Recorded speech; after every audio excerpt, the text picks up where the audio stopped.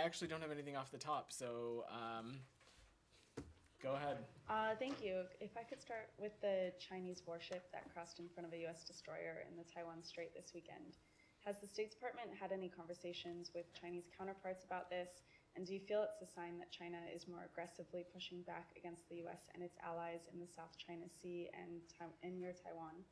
So I will let our colleagues at the Pentagon speak more about this incident, but broadly, as you know, the United States for many years has routinely conducted operations in the Taiwan Strait in accordance with international law and in exercising the high seas freedoms of navigation and oversight. The United States upholds navigational rights and freedoms and will continue to fly, sail, and operate wherever international law allows. Do you feel this is any sort of sign of escalation from China? I'm not going to parse or try to read into this situation any further. What I will note is that we are looking to continue to have a predictable relationship with the PRC. President Biden has been clear. We don't seek any kind of new Cold War, and our competition must not spill over into conflict. And what the international community expects of the United States and the PRC is to manage this relationship responsibly, and that's something that we continue to intend to do. Jenny, sure. Is Assistant Secretary Crittenbrink having any more meetings while he's in Beijing?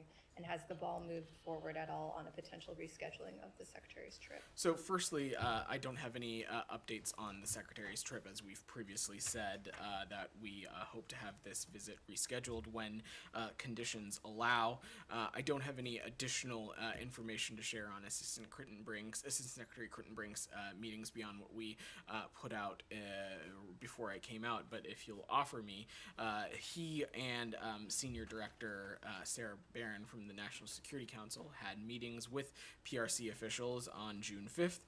The two sides had candid and productive discussions as part of ongoing efforts to maintain open lines of communication and build on recent high-level diplomacy between these two countries. The two sides exchanged views on a number of bilateral issues, including, of course, addressing climate, fentanyl precursors, human rights, wrongfully detained American citizens, and they also discussed cross-strait issues and continuing to maintain channels of communication and keeping them open.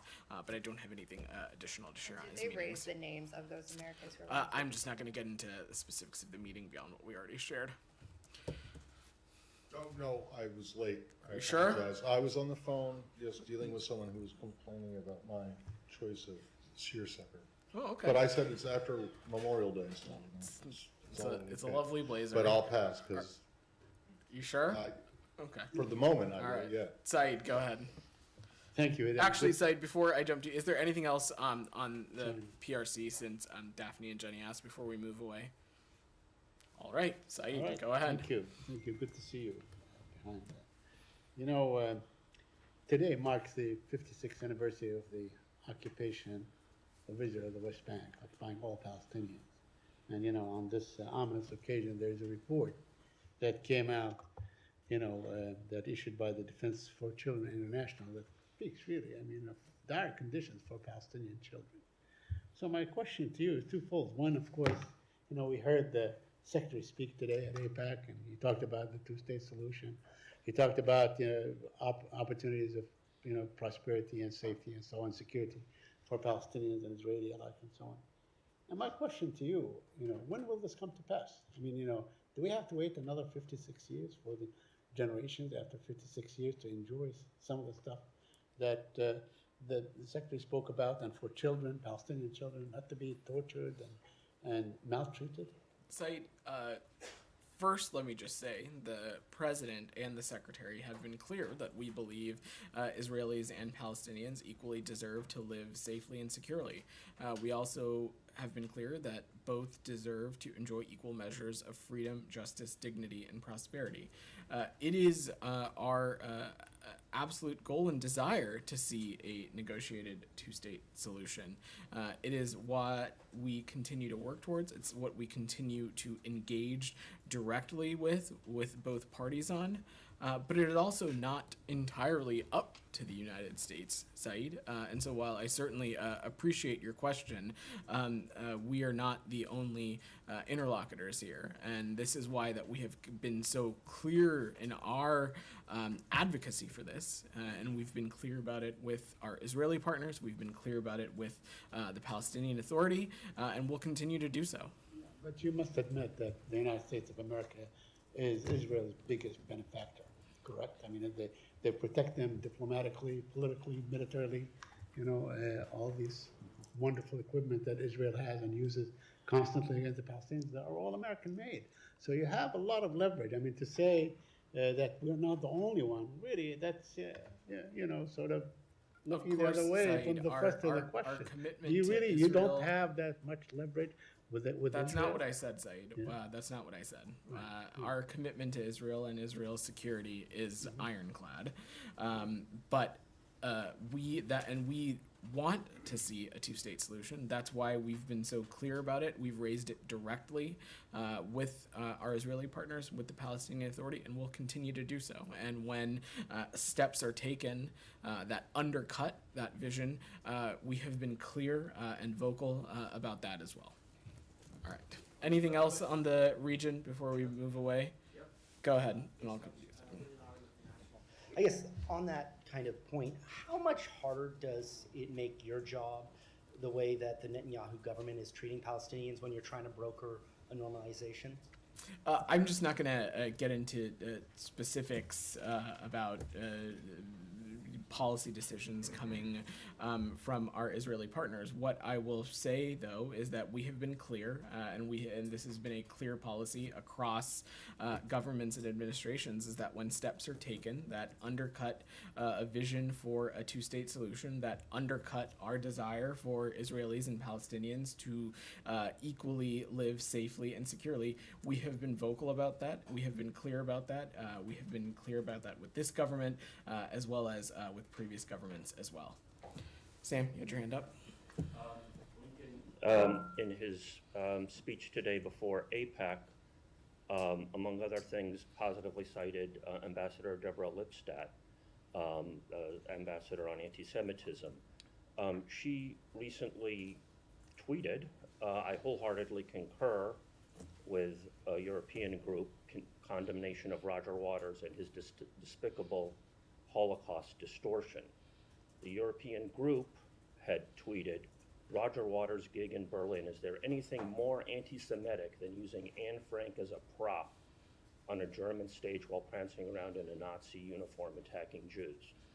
This is an incredible distortion of what happened. I don't know if you're familiar with The Wall, which is possibly the most classic rock opera in rock and roll history. It's an unrelenting denunciation of fascism and racism. One of the songs in it features him as mocking a demagogue, like Charlie Chaplin did, and talking to the crowd and saying, are there any queers, are there any Jews, are there any blacks in the audience tonight? Get them up against the wall. And then he gets a machine gun and mows them down. It's an obvious attack on fascism, and yet your ambassador is denouncing it and pretending that Roger Waters, presumably because he defends Palestinian rights as well as other people's rights, is an example of anti-Semitism. Are you going to distance yourself from this, or are you going to back? I've not seen that tweet, nor am I familiar with this piece of expression. So I'm just going to refrain. I'm going to refrain from offering anything else. You're not familiar with The Wall? You're not surprised, familiar with Matt. Pink Floyd? No, I know who Pink Floyd is. Thank you. I know who Roger Waters is also. I'm just not familiar with Well, this. It caused a little bit. It caused a bit of a stir a week and a half ago, 2 weeks ago. So it would be interesting to see, particularly since an administration official saw fit to comment on it. What you guys think from here? I'm happy to check for you, Matt, but I've not seen the ambassador's tweet, so I will refrain from weighing in further. It's not like, one ambassador is talking about a subject that's not in their portfolio. She is beyond parody distorting anti-Semitism and criticism of Israel. he used Anne Frank's name as a list of people, of martyrs who he reveres. This is an incredible distortion. I think it's imperative, if the State Department isn't going to wholeheartedly dispense with any pretense about anti-Semitism being an actual problem and only use it as a way of denouncing people who stand up for Palestinian rights. That You is gotta do absolutely well, not. proof is in the pudding. I want a response to this, please. That is absolutely not our approach to that. Well, prove it. I mean, look, it is a situation where we're talking about a British musician giving a concert in Germany. Doesn't really have anything to do with the U.S. But the fact of the matter is that she did weigh in on it. So it's a legitimate question. Can I ask you if you guys have any concerns at all about the appointment of this new, about Prime Minister Netanyahu's appointment of this new media director, who seems to be apparently, I don't know, but apparently seems to be someone who has advanced election denial theories in the U.S.? I don't.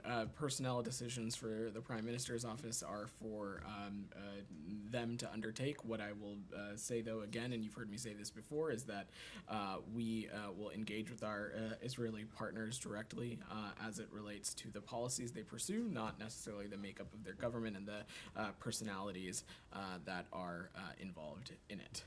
Anything else on the region before we move away? Okay, go ahead, Daphne. Saudi Arabia has said it will make a deep cut to its output in July on top of a broader OPEC Plus deal to limit supply. Do you have concerns about this announcement, especially as it comes ahead of Blinken's trip? You've heard us say this before. We believe that supply should meet demand, and we'll continue to work with all producers and consumers to ensure that energy markets support economic growth and lower prices for American families. That's what we're focusing on, and as you so note, prices have come down significantly since last year, and so we're focused on that, and we're focusing on lowering prices for American families. Saudi Arabia a little bit on the visit. Sure. Yeah. Then I'll come Very back quickly. to- You know, the visit comes amidst many reports that point to increased executions in Saudi Arabia. Are you concerned about that issue? Is that an issue that the Secretary is likely to discuss with the Saudis? Said, not just with Saudi Arabia, but with other countries around the world, when we see human rights attacked, we raise those directly. I'm sure that we will do so here. I'm not going to get ahead of the Secretary's trip or get ahead of specific engagements, but I have no doubt that this is something that we'll continue to raise directly.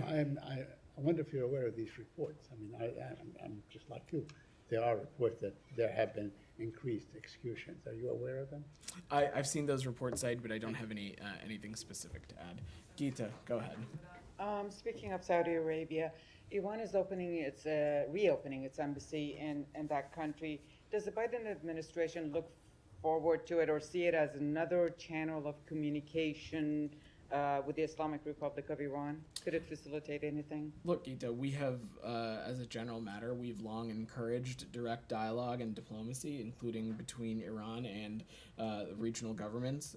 An exchange of ambassadors would be an unsurprising step in the course of this dialogue, and we continue to hope that dialogue will contribute to the de-escalation of tensions, the contribution of some more regional stability, and will address other long-standing regional concerns. Speaking of channels of communication, I'm sure you've seen the Financial Times report last week that Special Envoy Rob Malley has met with Iran's UN ambassador several times on the U.S. Dual nationals imprisoned in Iran. Can you confirm that? Can you tell us anything more? I don't have anything to announce on this front, Geeta. As you've heard me say previously, we have the means to communicate with Iran and deliver messages to them that are in America's interest to do so. We're not going to detail the contents of those messages or the means of those deliveries, so I don't have anything additional to add there. I remember recently you've said you have the means to directly speak with Iran in this regard. I'm not going to parse my comments any further. Okay, one more, please. Yeah. There's a group of Iranian opposition outside this building. They've been there since Saturday, stage day sit-in, and we understand that a State Department official has met with them. Can you tell us anything about what the state official, how seriously they're going to take what the group had to say? Well, I don't have any specific meetings to read out, Gita, but we always value the opportunity to hear what members of the community and what civil society representatives have to say about the situation in Iran, but I don't have anything to preview or share beyond that. Go ahead. Yeah. I have a question about NATO. Okay. Imagine a country whose intelligence agency admits that a terrorist organization on your FTO list of the United States provides significant financing for terrorism in that country, unquote. And still as of yesterday, their militants are showing off in the capital with flags and banners belonging to ISIS and their leader, ex-leader that the United States killed, Abu Bakr al-Baghdadi. Now, I'm sure that the United States wouldn't argue that that country is fit to join a defense alliance today, now, as Blinken put it just a couple of days ago. So what's the difference when it comes to Sweden and Turkish soldiers, NATO ally, Turkish soldiers respectively? I'm sorry, can you, what are you asking? What's the difference when it's the case with regard to Sweden and Turkish soldiers? Like, you wouldn't argue that American soldiers should be sent to that country to die, right? Because there's clear evidence of terrorism support there, and they've done nothing to tackle that in the past year. I've been asking this question about like 1 billion times. So why are you arguing that it's now, the time is now to approve that? Like, the Turkish parliament is going to decide that, obviously. So what's the difference? Well, we have been very clear for some time now that we think that it's time for Sweden to join NATO. We think that Sweden, as you've heard us say before, is an advanced democracy, but there is a deep partnership there. There's a partnership among security collaboration. They already partner with NATO on a number of issues, and I would point you no further than the Secretary's speech as to why the expansion of NATO by allowing the accession of Sweden to happen needs to happen immediately. Again, this is a collective alliance decision, and each country will need to work through their respective processes, but I'm just not going to get ahead of it any further. There's no question about the fact that obviously the expansion is needed, and the Turkish parliament has approved already the application of Finland. But do you not think it's turned into something silly that over the past year there's about a couple hundred terrorist militants or supporters, and this country has done nothing to tackle this? Like, it's embarrassing for the Secretary General, because he was meeting on behalf of Sweden yesterday with the Turkish president, and just on the same day you have hundreds of terrorist supporters marching in the capital, uncontrolled. Well, we believe that there has been progress made in the agreements that were discussed on the margins of the Madrid summit last year, and that's why we continue to believe that Sweden should join NATO and should happen immediately. And as the Secretary said, the time is now. Go ahead, Alex. Welcome back to the podium. Verdant Towns, you missed us. I have two questions on the Caucasus, but before that, what can you tell us about the latest on the ground in Ukraine? Is it your impression that the counteroffensive has begun? So, Alex, I'm we're not going to obviously get into specific battlefield assessments from up here or speak on behalf of the Ukrainian government.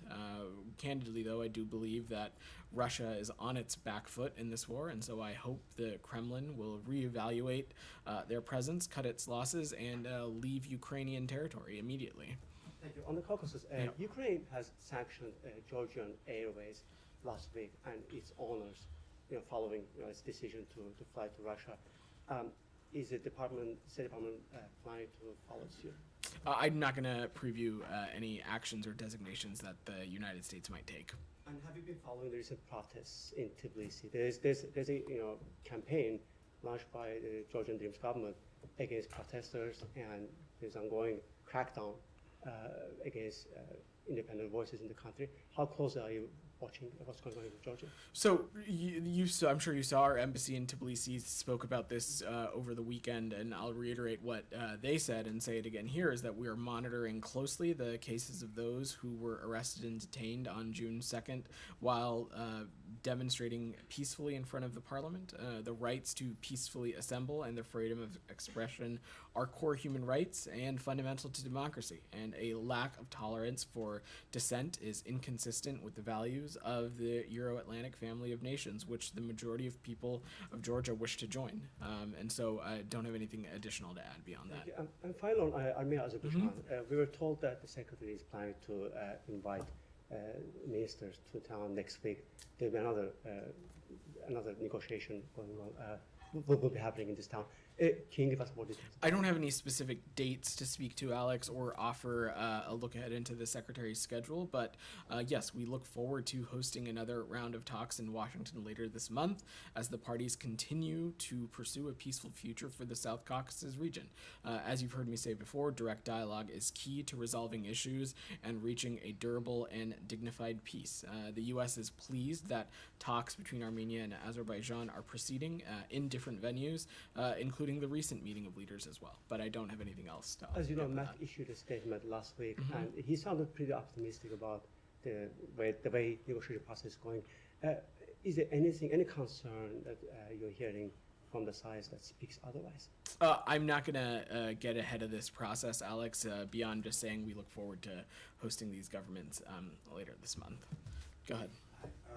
Thank you, Mr. Patel. My question is about Dr. Afia Siddiqui, who has been languishing in the U.S. jail for the last 20 years. Last week, a political party leader and a lawyer had a chance to meet her after 20 years. This issue just came up again in Pakistani media again, and there is no doubt that the U.S. is one country which really cares about human rights, and it's without politics. Now, many journalists in Pakistan believe that this lady, because Pakistan was not pursuing the case properly, she's a PhD doctor. They believe that the government of Pakistan didn't pursue the case properly at that time. And that was one of the reasons why she got convicted by a judge and was sentenced to 80-some years in jail.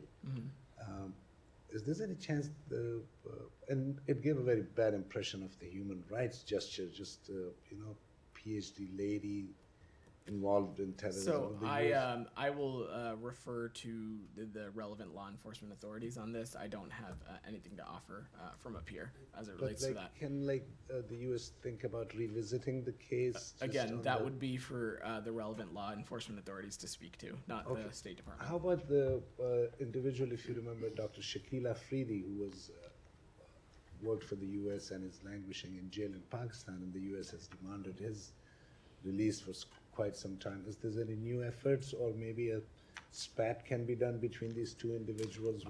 I'm not going to speculate or hypothesize. I also not going to get into the specifics of a case, given privacy concerns, beyond saying that all across the world, when American citizens are detained, we take steps to ensure that they have consular access, and that will continue to be the case. One last question. Go ahead. I have, and you have said this before too, that the U.S. wants to see a stable Pakistan. But we don't see any condemnation from the U.S. now for the last almost a year. Now we have former chief ministers, governors, 80 years old, being arrested. Journalists are missing. Military courts have been established to trial civilians. No condemnation from the U.S. with regard to any of these things? We engage directly with our Pakistani partners on the issues that are of importance to the United States and are of importance to broader regional security and stability. And as I've said before, we of course want to see a prosperous and stable Pakistan that is in the interest of U.S.-Pakistan relations. And when we engage with this country directly, and not everything we read out are when it comes to our diplomatic engagements. I'm going to work the room a little bit. I've gotten your question. Go ahead. Thank you. Yeah. Thank you, Vedant. Yeah. Bangladesh ruling Prime Minister Hasina reacted to the new visa policy by saying she does not have any headache as U.S. issuing any, she does not have any headache who is giving restriction or imposing sanction. There is, it is not only the ocean, there is another more, Atlantic is the not only ocean. So though her party man described that the U.S. new visa policy is for the opposition to bring them in the election under her government, but the political parties, civil society groups do not believe that Sheikh Hasina will go for a free, fair, credible election, as she did not keep her promise in 2014 and 2018. Well, so how could you believe that Sheikh Hasina will go for a the United neutral States candidate is committed to the promotion of democracy and free and fair elections all over the world. The government, political parties, civil society, and the media in Bangladesh have all expressed their desire that the upcoming national elections be free, fair, and peaceful. And in support of those free and fair and peaceful elections, the U.S. announced, as Yusuf noted a number of weeks ago, a new policy that allows us to impose visa restrictions on Bangladeshi individuals, including current or former Bangladeshi officials, pro or government or opposition political party members, and others believed to be responsible for or complicit in undermining the democratic election process in Bangladesh. I'm going to work the room a little bit to make sure. Go ahead. Okay. Go ahead. Thank you. Yeah. So basically, as Secretary Barbara Leaf mentioned that the U.S. is willing to consider sanctions on political leaders in Lebanon who they continue to obstruct democracy in other sense, not allowing to elect a new president. So Speaker Berry called for a session, but also there's other ways to obstruct this process of this election. How serious are you really to impose sanctions on political leaders that could be from Class A that have been partners with you for many years? Well, I'm certainly not going to read out the tools that we have at our disposal from here, but we continue to have tools at our disposal to hold officials in Lebanon accountable. I'm not going to parse the Assistant Secretary's words further than that, but I will also note that last month we were very clear in our call to the people of Lebanon for them to choose and select a president, one that could lead and serve at this very challenging time in the country, and that continues to be our call to the people of Lebanon. There are two now candidates. One is backed up by Hezbollah, Islamic Frangiyi, and one is now the director of the IMF for Middle East, Jihad Azzour. Let's say, for example, Islamic Frangiyi won the election. There's any veto from the U.S. on the Lebanese? I'm not gonna hypothesize or speculate on potential outcomes. So I'm gonna go to your colleague. Last question about the explosion of Beirut port. What kind of measures are this administration is taken to see the truth coming to the light? We don't see any pressure. This is was the explosion of the century. We all saw it on TV how big it is. Yep. And there's no measures taken from this administration. Why so? We have continuously called for the investigation into that very unfortunate and tragic incident, and we stand ready to, essentially, we've called on an investigation to take place. I don't have anything additional further to offer on that. Go ahead. Thank you.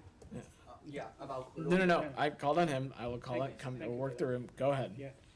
On Iraq, it's been for months that the KRG oil exporting to the international market has been stopped, which they supplied nearly 500,000 barrels per day to the global market. At the beginning of this stoppage, you were engaged with Turkey and also with Iraq to resume this oil exporting. Yeah. After this so long time stoppage, do you still have discussion with Turkey and also Iraq to break this KRG oil exporting stoppage? We continue to support the resumed operations of the Iraq-Turkey pipeline, and we have engaged on this issue with urgency with Baghdad, with Erbil, and Ankara.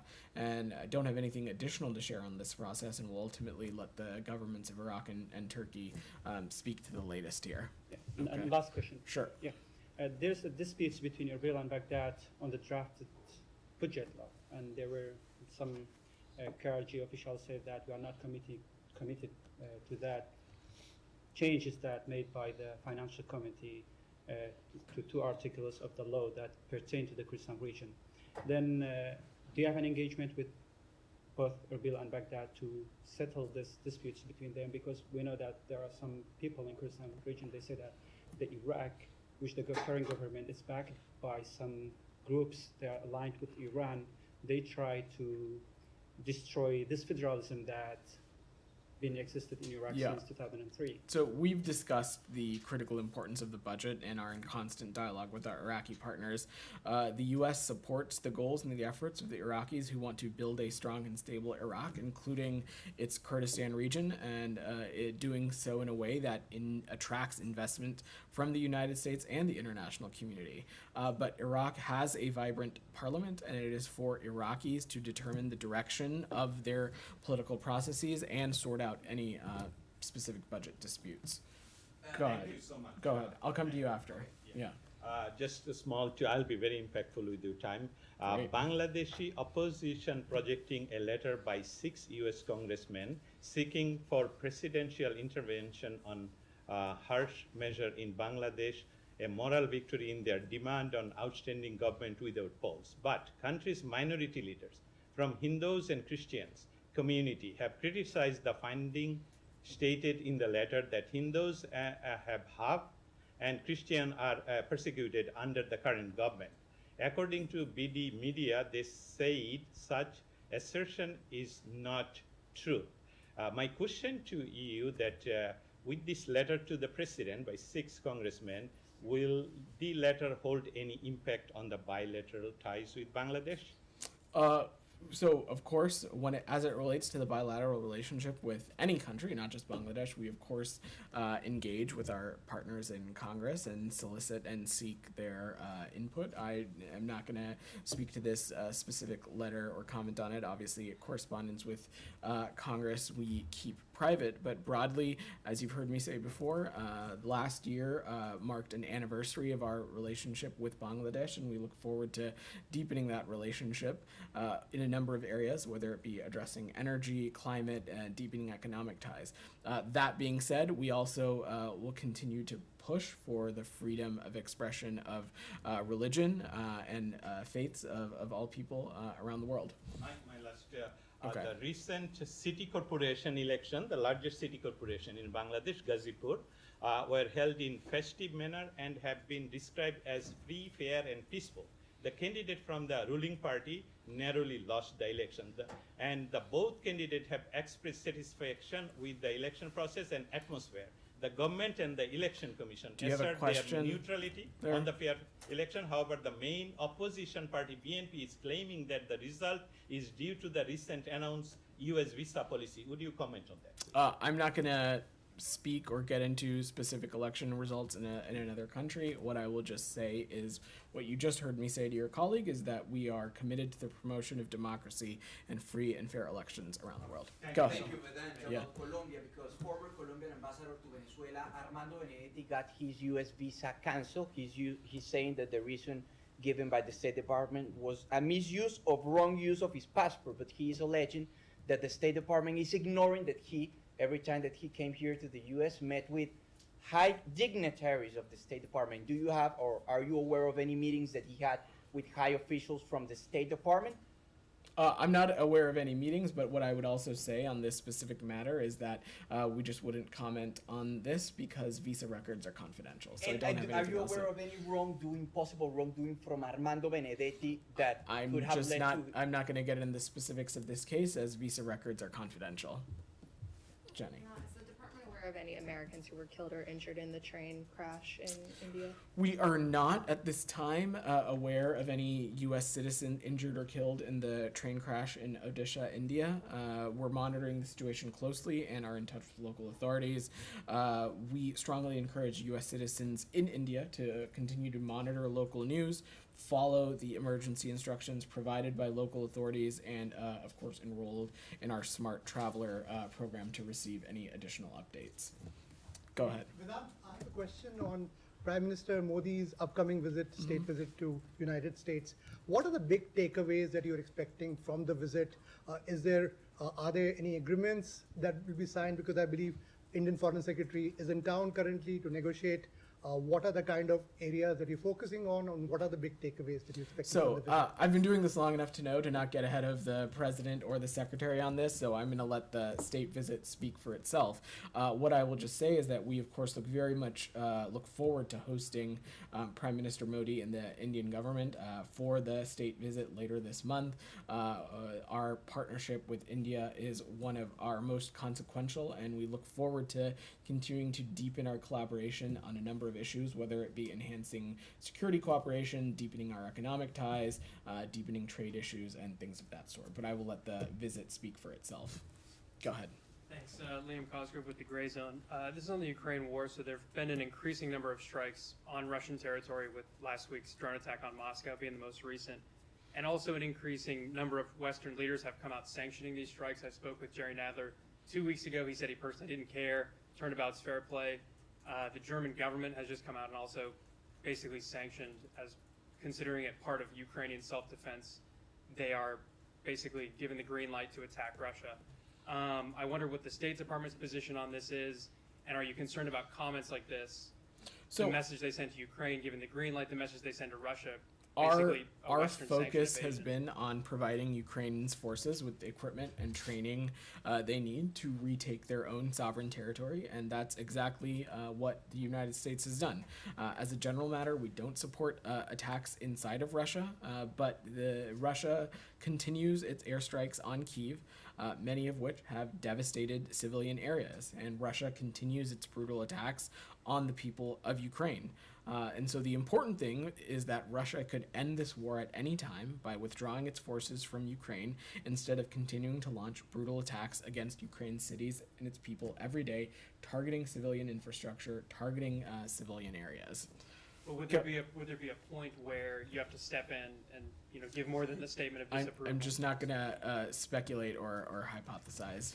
Ksenia, go ahead. Has made a request to Kosovo's Prime Minister Albin Kurti with two requests. One, to withdraw the police force from municipal buildings, and two, to have mayors work from alternative locations.